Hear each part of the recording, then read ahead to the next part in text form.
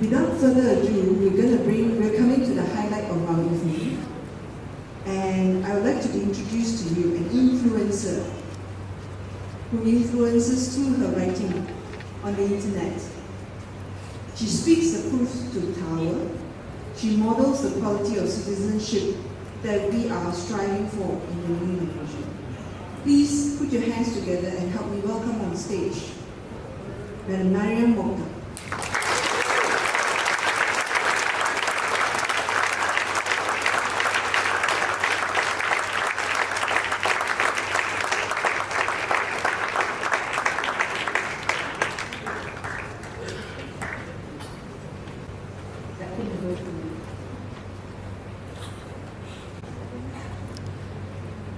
I've got my shopping here with me today.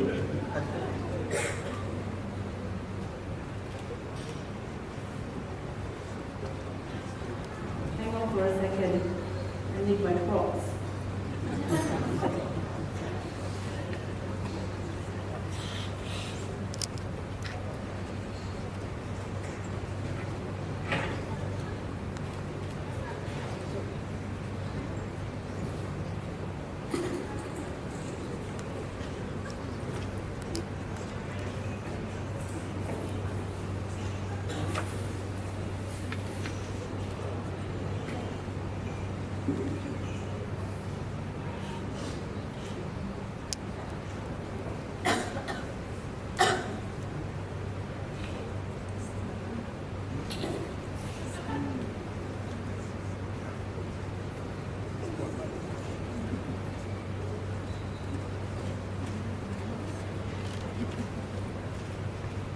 What is it? Right.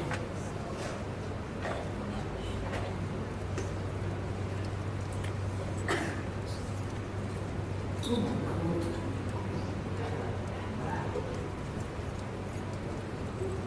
I'm trying to take over from a certain person as a clown.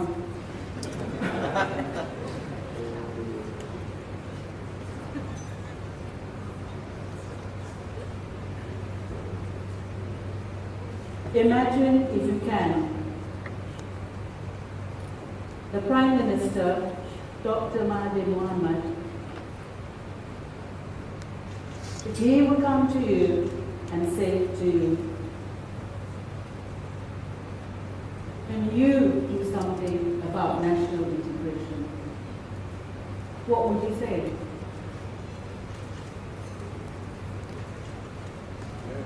Or do you think national integration with integrity is a myth? Do you? Let me show you something.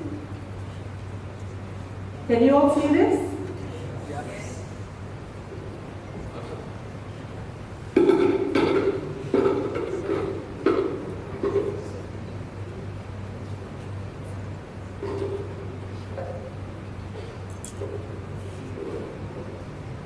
Is the jar full? No. Is it? No. No? Okay. I've got some more bubbles.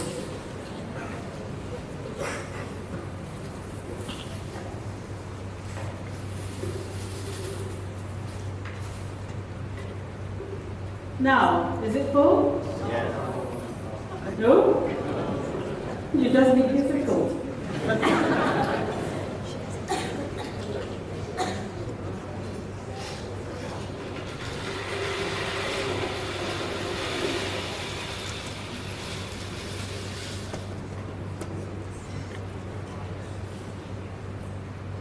Is it full now? Yes.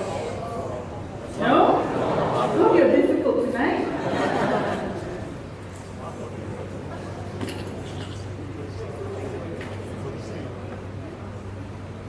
Is it sand?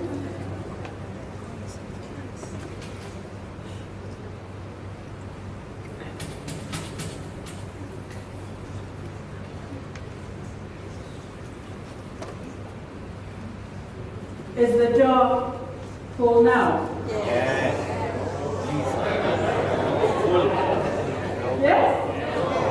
No? There, it's going to overflow. Come on.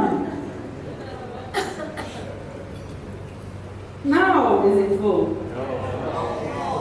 Almost.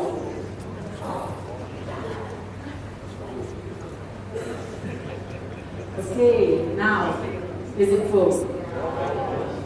No. Ah.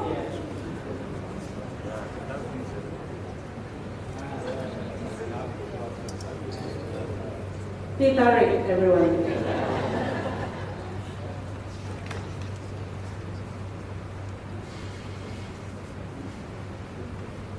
I think overflowing here.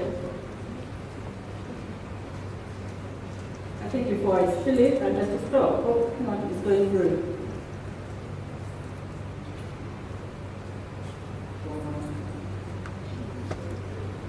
This jar is now full.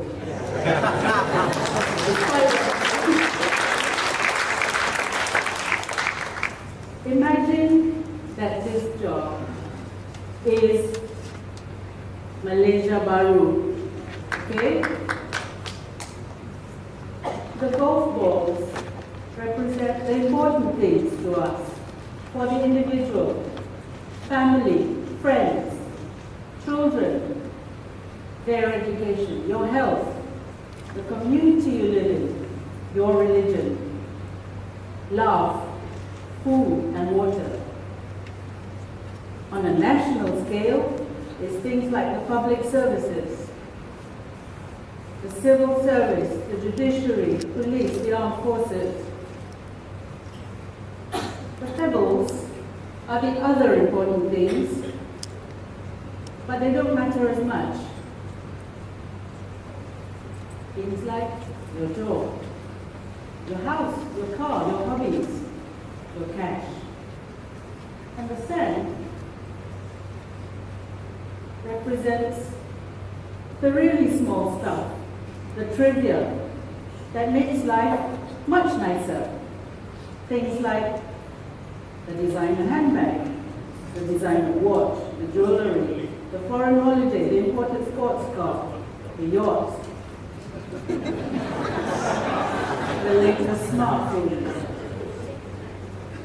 Now if you take this jar and fill it up in the reverse order, so you put the sand in first, meaning you put in the designer accessories and the material goods in first, the trivial stuff, you will find that there won't be much space left for the golf balls or the pebbles, which are the things that matter to us. Try this at home and see for yourself. And the same is true of Malaysia Baru. Think of the things that matter most to us first. Because if only the golf balls remain, if you recall the important things just now, our lives would still be meaningful. We would be happy. And the same is true for all of us. We have the ability to accomplish anything, but only if we set our priorities right and use our resources wisely. And like the Malaysia Baru jar of life, even the teh tarik has a purpose. Ladies and gentlemen, thank you for giving me the honor of addressing you tonight, and thank you to the organizers and to KJ John for inviting me. I'm here because of one man, Dr. Khoon.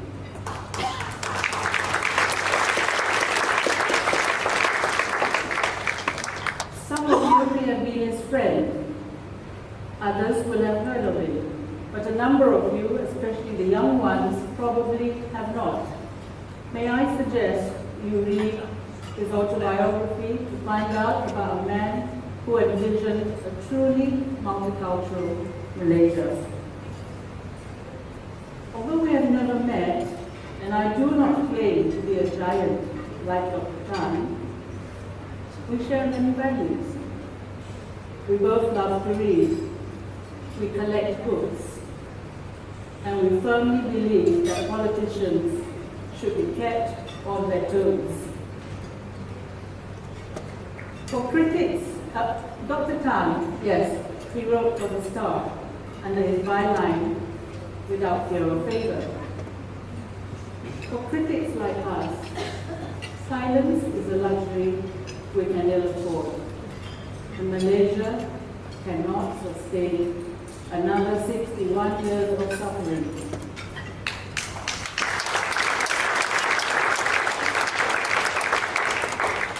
Nor can we be certain that there will be another man as formidable as Dr. Mahathir can save us. There is no doubt that education was an important feature in Dr. Tan's life. Unlike him, I went to a mission school, as did my mother, her sisters, and most of my cousins. Life in the mission school, I was a day girl, but my mother boarded at the Light Street Convent in Penang for a number of years. I was a day girl. Life in the mission school was a reflection of the multicultural Malaysia which we inherited from the Tutu. Girls of all races, faiths and cultures were very happy to eat, play and work together. We visited one another's homes, especially during festival days like Christmas, Hari Raya, Gawai, Diwali, Chinese New Year. We enjoyed the best interfaith and intercultural integration. Mission schools and universities were highly regarded. School wasn't just a place where we acquired knowledge. School was also where we discovered a lot about ourselves. We learned to face challenges. We learned how to overcome our weaknesses. We built on our strengths. We learned how to accept responsibility. And by virtue of mixing with other people, we learned about social cohesion and tolerance. But today, education has been dumped down in the name of race, religion, and nation. Bangsa, agama, dan negara, at the expense of integrity and integration. But we can reverse the damage that has been done. And what we do is use the 10 basic rules which guided Dr. Tan in his approach to life. What we have to do is basically regain our values. Rule number 1. Dr. Tan did things out of love. He didn't do things for money.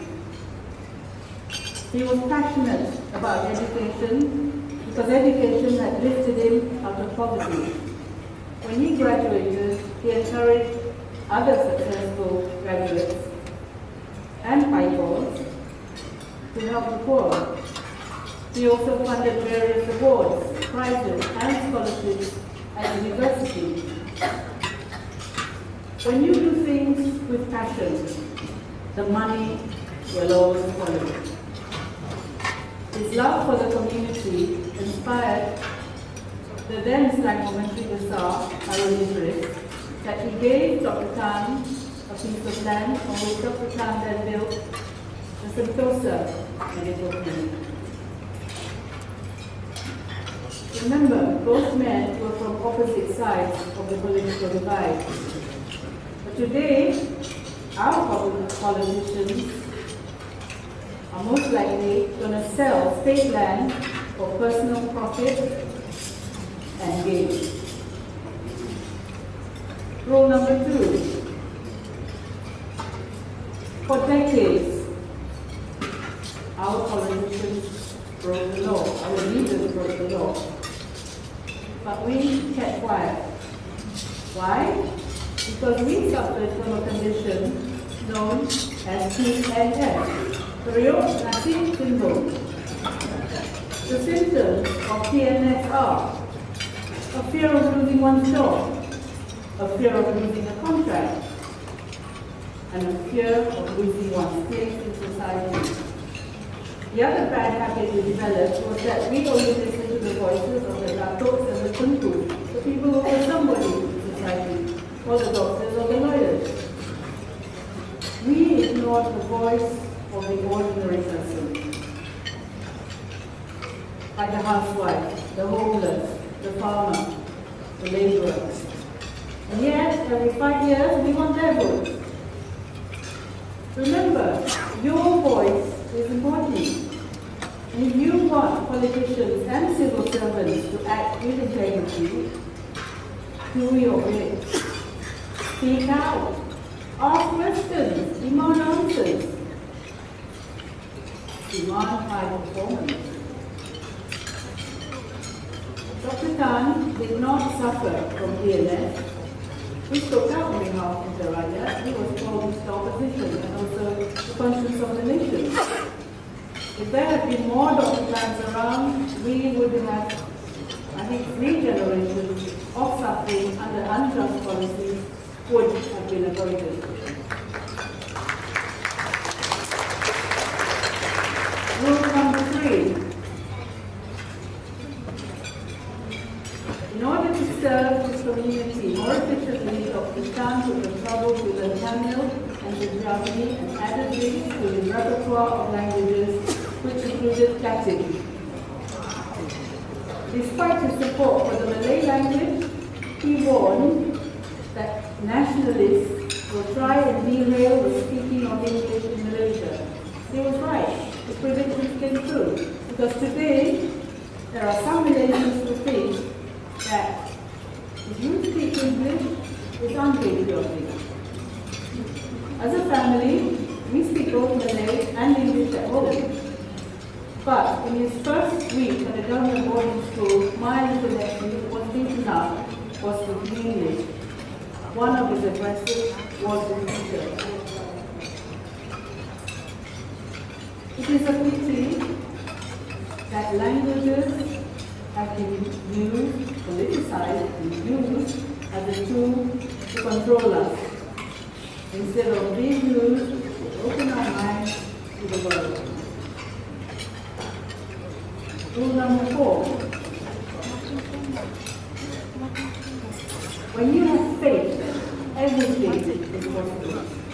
But when you are insecure, you tend to become a bully. Down the road from here, at a place called Taman Medan, the church was forced to remove its cross because the villagers said that the young ones might be proselytized. This is not about fear of God or fear of religious symbols. It is pure intimidation. I don't know how many of you went to Christian school, but you may recall our morning assembly. The nuns and the brothers wore crucifixes. On the walls, the crosses stared down at us whilst the congregation said the Lord's Prayer. Today, there are many non-Christians who can still recite the Lord's Prayer. But after 12 years of schooling as kids, did we become Christians? No, we didn't. But I think we became better Muslims, or better Hindus, or better Buddhists.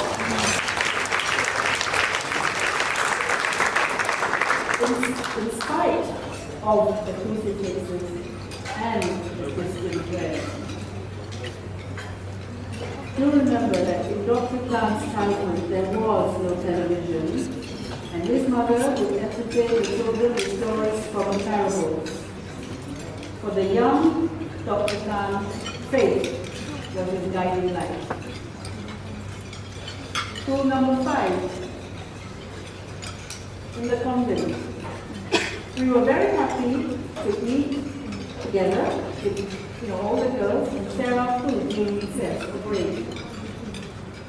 But today, I am told that at school, teachers will warn their Muslim pupils not to share food with their non-Muslim friends.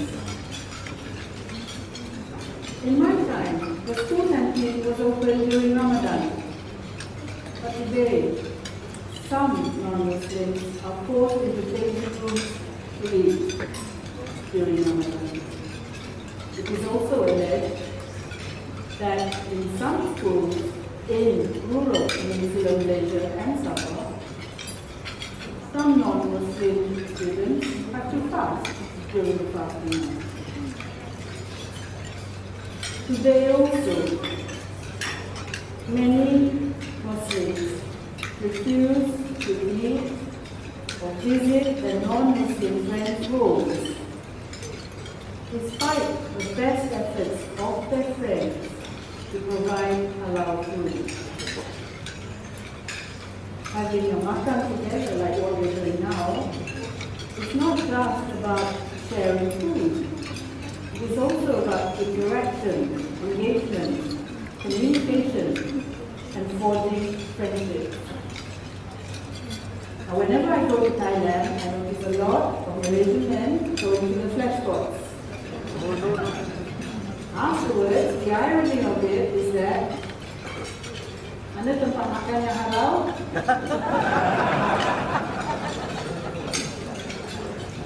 Rule number 6. A few years ago, I asked some secondary school girls, what did you learn during your sex education classes? And they said, teacher advised them to learn how to cook several dishes of rice. I mean, not at the same time, but learn how to cook biryani, nasi pulau, tomato rice, nasi lemak, nasi minyak, perhaps paella. Now, I can understand that the way to a man's heart is via the stomach. But what's this got to do with sex education? Did any of them learn about how to say no, or birth control, or even sexually transmitted diseases? No, they didn't. I wonder what Dr. Khan would have thought about the NEET exam questions as you can see on the wall. The first one suggests that Muslims are told to beat their wives. The second suggests that only Islam condemns corruption. These were leaked exam questions. The thing is, questions like these do not encourage integration. Is it any wonder that many Malays send their children to Chinese type schools, where the discipline is also better, and if they can afford it, they will send them to international schools. Rule number 7. Dr. Tan lived to serve the people, and the medical center enabled him to serve the wider community. He spoke up on behalf of the rakyat. He was both feared and respected by his fellow peers. Some of them tried to entice him over to the ruling party, but he followed his conscience and remained faithful to his multicultural party. Nowadays, amongst politicians, party hopping is the norm.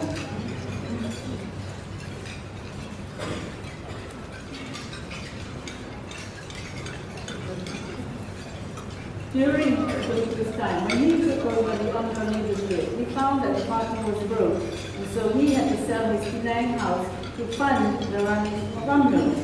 Today, our leaders steal taxpayers' money to fund their extravagant lifestyle of designer handbags and pink gems. The definition of integrity for the corrupt politician is do as I tell you, but don't do as I do. And when things go wrong, lie and deny. Rule number 8. When some of us claim to be more superior to others, you cultivate a culture of mistrust, and blaming others becomes a national pastime. For example, when the economy was bad, the DAP, Christians, perhaps even the Jews got blamed. When business was bad, the Chinese or the communists were blamed.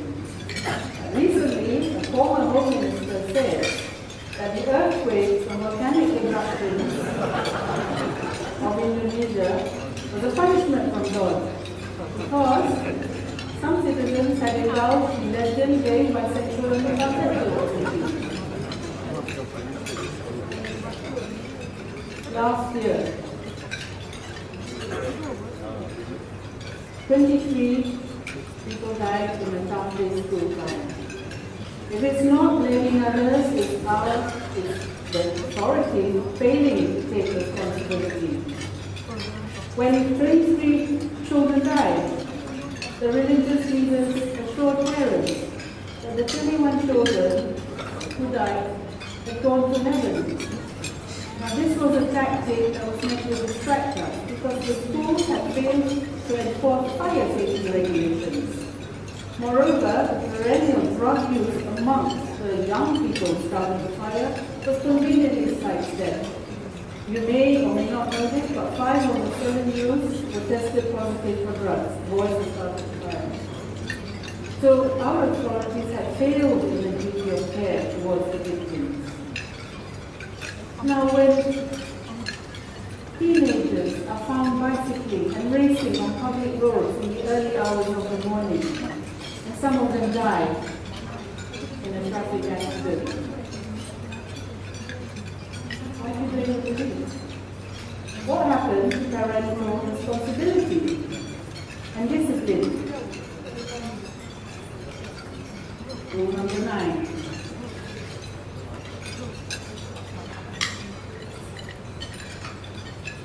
The smartphone. Not everything is brilliant about technology. Many teenagers, alas, waste countless hours on the smartphone, doing very little of substance.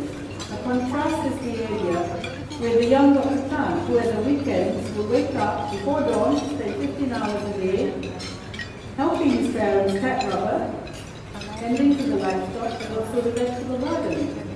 During the week, he crammed his weekdays with Boy Scout and debating society activities.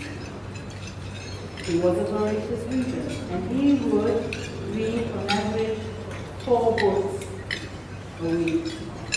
Many Malaysians struggle to finish 4 chapters or 4 pages a year.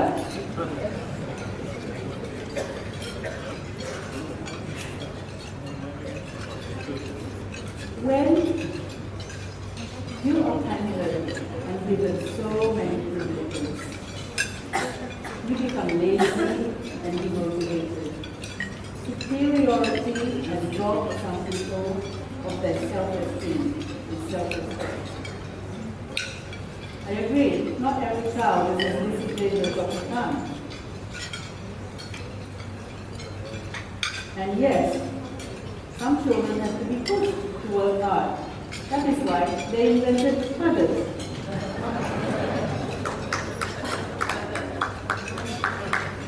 I had a tiger mother. Some of you may have had tiger mothers, did you? I also had a tiger grandmother. And nobody messed with them about. When one of my articles upset the former IDP, he said the policeman out of the house.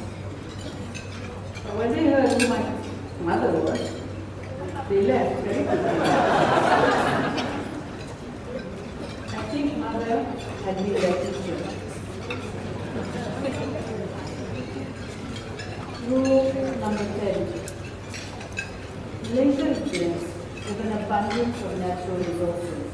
And we are rich in human capital, but we are short of one quality or commodity, and that is leadership. Or rather, leadership without ego. Leadership is a gift. You either have it or you don't. One former prime minister thought he could buy it, and he failed. You must learn to reject leaders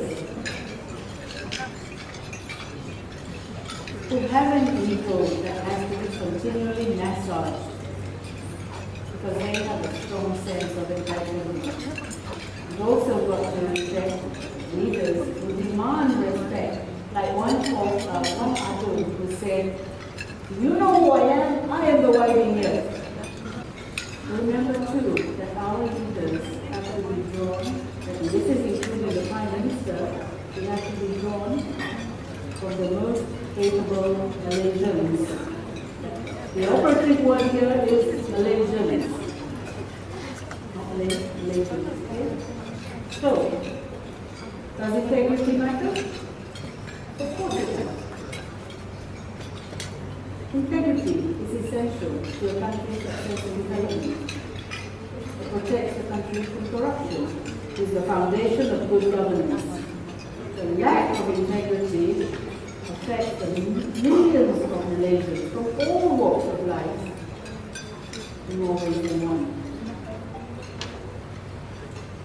From awards to a group governance, from filmmaking to fast food outlets, from the hotels to housing, from ducking to the judiciary, from schools to supermarkets to sharing courts to sports, from the police to the prison service, political parties. The lack of integrity means that our best brains and talent will continue to flee overseas because all they want is just equal opportunity and justice.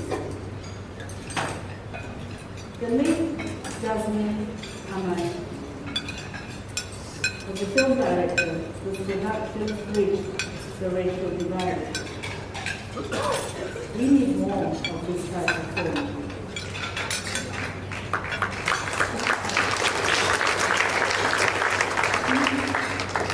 Look at our history textbooks in schools. Where is the shared history? The foundation for Malaysia was built on the blood, sweat, and tears of all the races.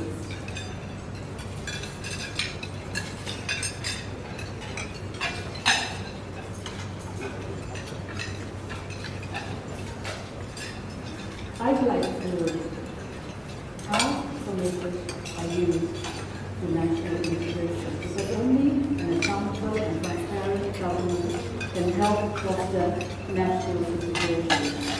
At the beginning I asked, do you think integration is a myth? Yes. No, it's not a myth. It can happen, but only if all the obstacles that divide us are removed. And we learn to respect other people's cultures and faith. If you're really serious about national integration, there are some things you must do. Number one, ban agama and bangsa from the national identity law.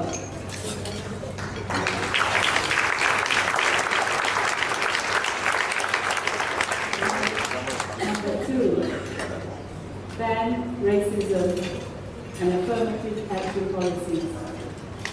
Number three, treat East and West Malaysians equally.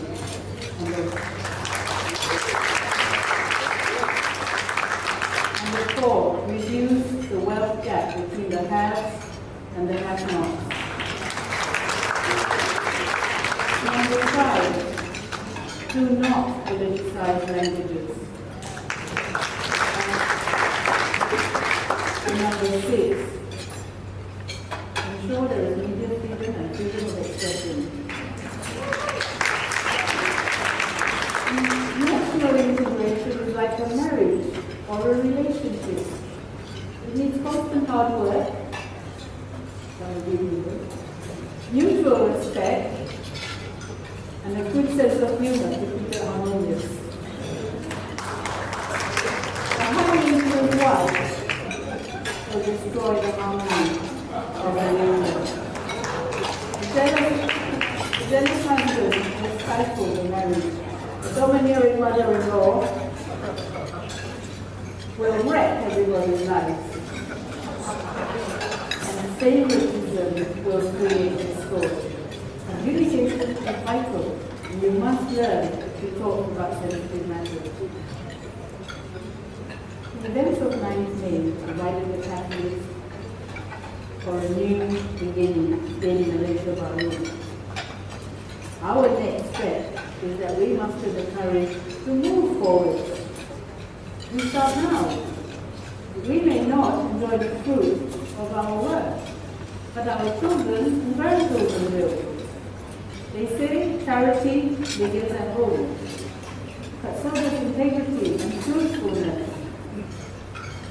And like the Malaysian jar of life, Dr. Khan knew that the important things, he prioritized them.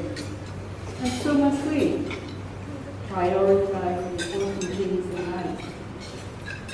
Like him, you can have the strength of character to act with integrity. You can determine the direction of Malaysia Baru. Thank you very much.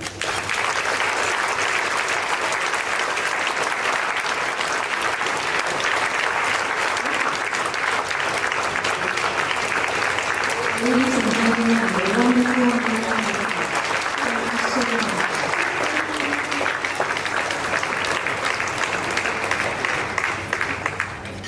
I hope you are enjoying your dinner. And dinner will be served for you, especially. Well, this brings us to another highlight of this evening. And to help me with it, I would like to bring on stage a man. He is a TV personality. He is of Scottish, Chinese, Nyonya, and Burmese descent. He is also the founder and director of a theatre company called the Footstool Players, and he has been nominated for several both Cameroonian Arts Awards. Please put your hands together to help me welcome on stage Mr. Khoon.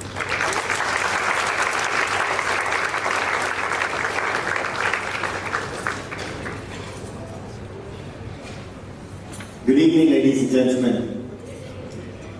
The three recipients of the inaugural OMSI Integrity Award for Public Service need no introduction, but I'm going to give you one anyway. They are individuals who are well known locally and internationally for the roles they played in impacting the public sphere with their commitment to service to the nation. They faced challenges and criticisms which they weathered as the occupational hazards of their jobs. Two of them were imprisoned under the Internal Security Act, but they came through all of these experiences as they continued to stand up for integrity and the rights of the people.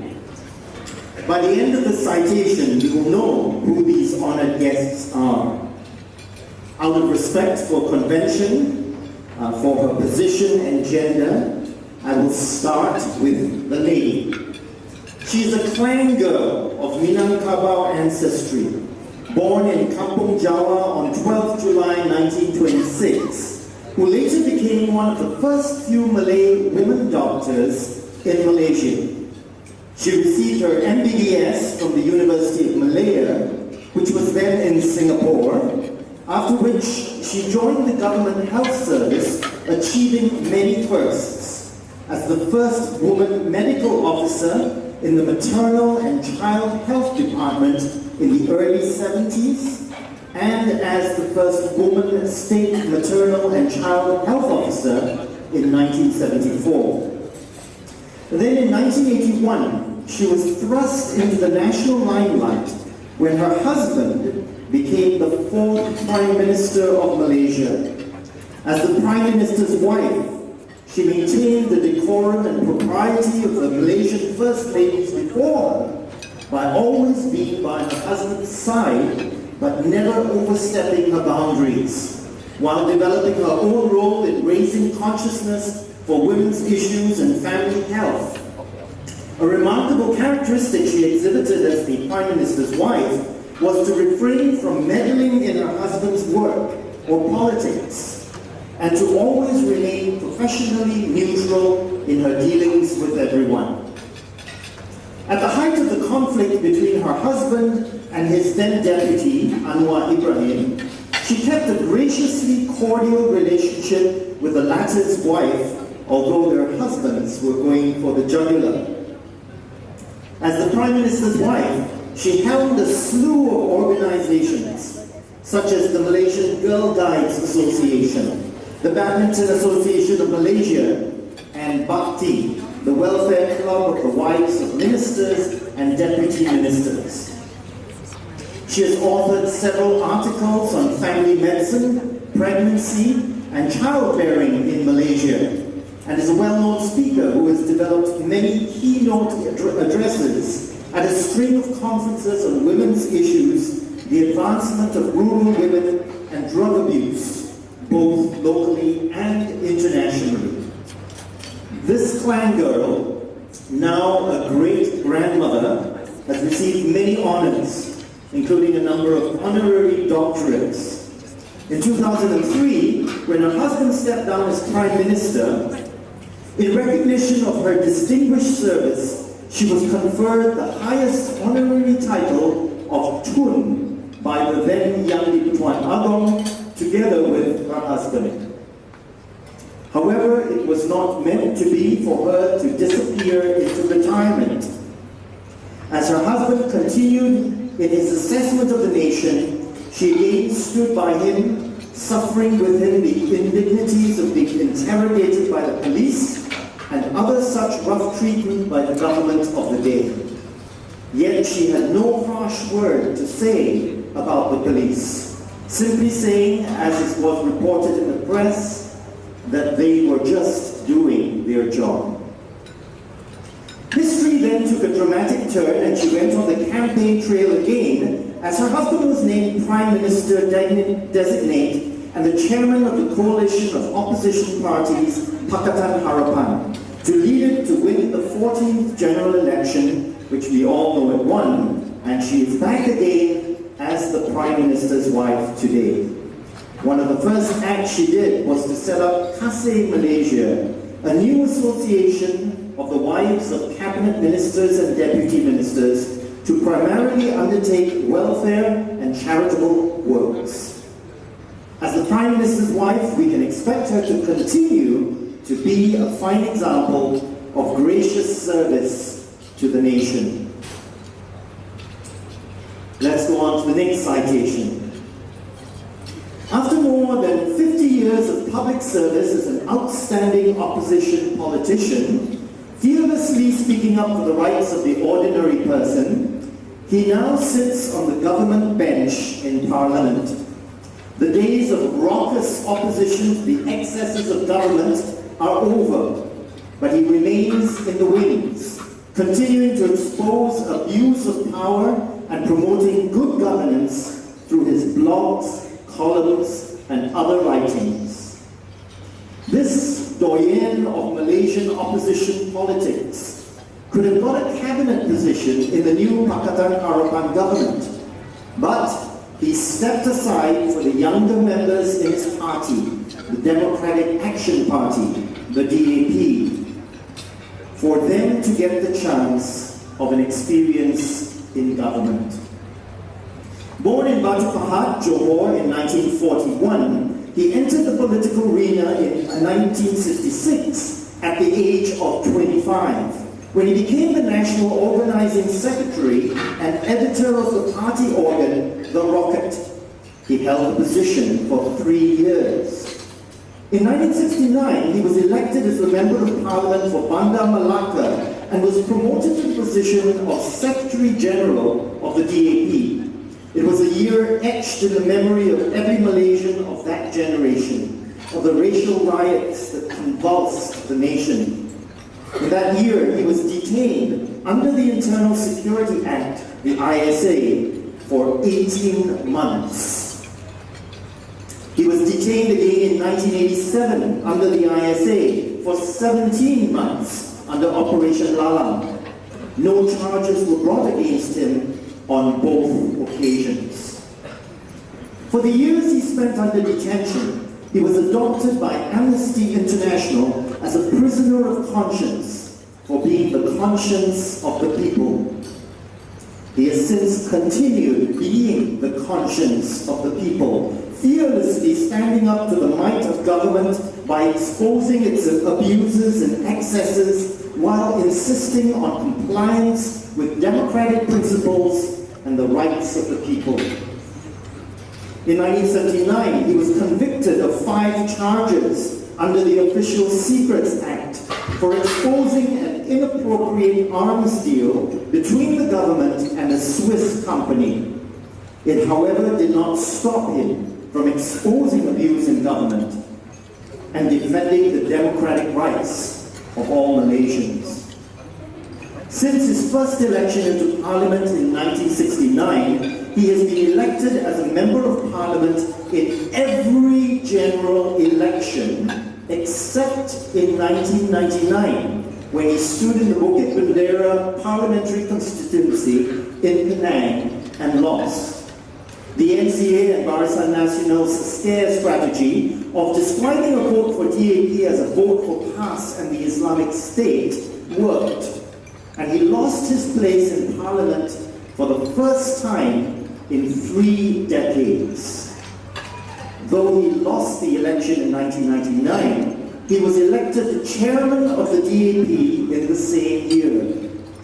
But he bounced back into Parliament in 2004 when he was elected Member of Parliament for Ipoh Timur, leading the opposition up to the last elections and rightfully earning the title of Mr. Opposition. Despite more than 50 years of selfless dedication and sacrifice for the cause of the people, and at very personal and professional cost, he was willing to bury the hatchet and led his party to ally with his once nemesis, Tun Dr. Mahathir Mohamad, to save the nation by wresting the government from kleptocracy and poor management. This author of 36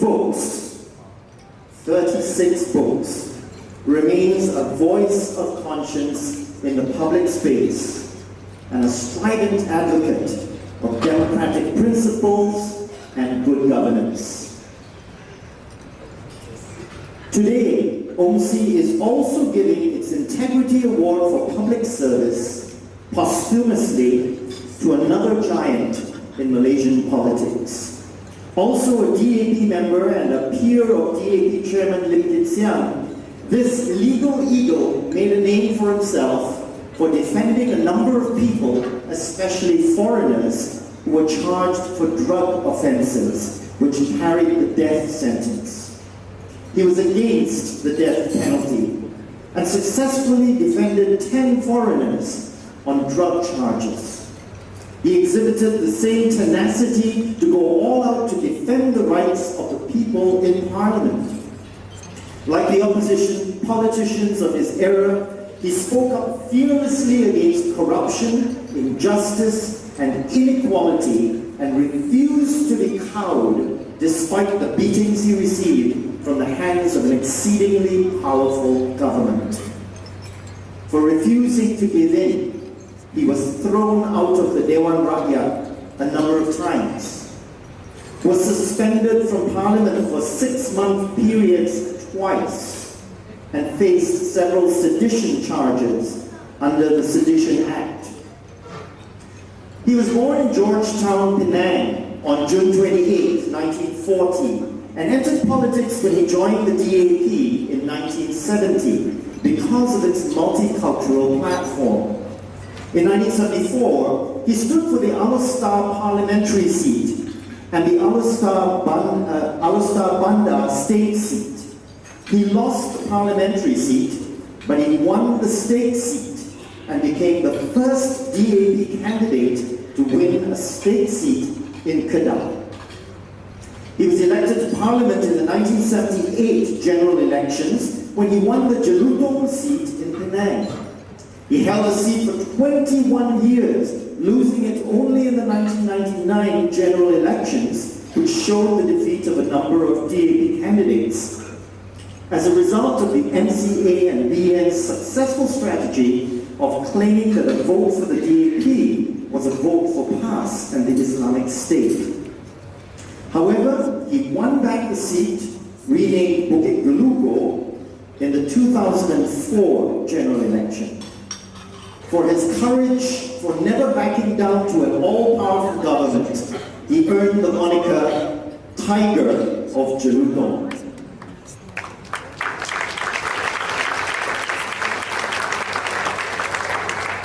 He was also detained under the ISA for 14 months from October 1987 under Operation Lamar.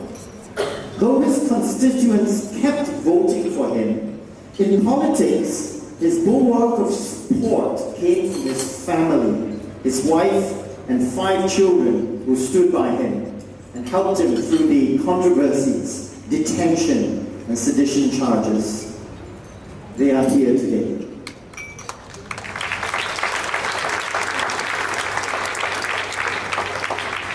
His death in a car crash on April 17, 2014, at the age of 74, left the nation bereft of a powerful voice of dissent against abuse of power, injustice, and inequality.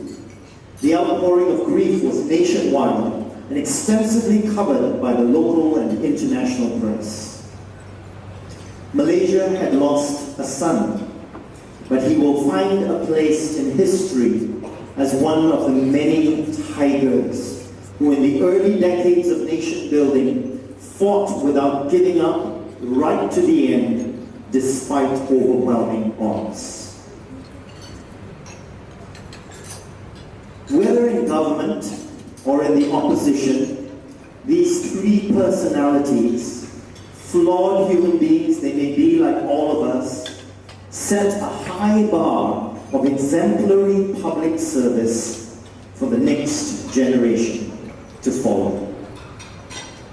It is with great honor that we invite a representative of Tun Dr. Siti Hasma, who is unable to be with us tonight, and Yang Muhammad Lim Kit Siang to come forward to receive the OC Integrity Award for Public Service, together with Khoon Khoon, wife of the late Yang Muhammad Harpal Singh, to receive the award posthumously on his behalf. And we would like to invite Dr. to come help us present this award. And the representative of Tun Dr. Siti Hasma is none other than Madam Maria Mokhtar. We will be organizing a time for her to personally present this to Tun Siti Hasma before her return to London.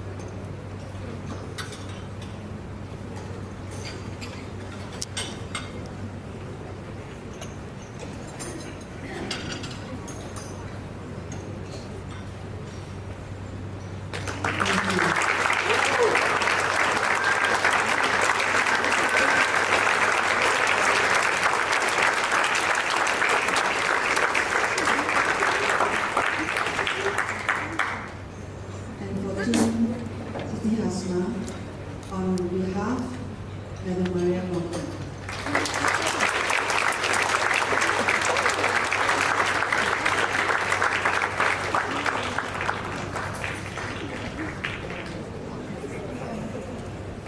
Thank you.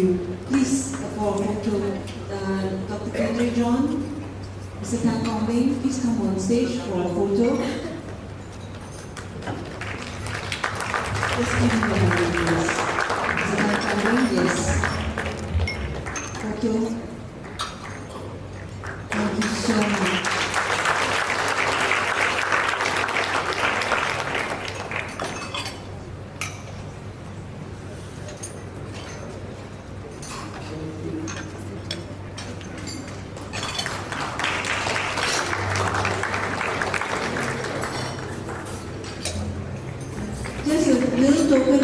appreciation for helping us out at the dinner. A gift from Ozzy. On behalf of Ozzy, Mr. Tan Fong Wei is presenting a gift. Thank you, Owen, for the wonderful citation. Thank you, Dr. Amelia. Thank you so much. Thank you. You really took your seat. Thank you so much.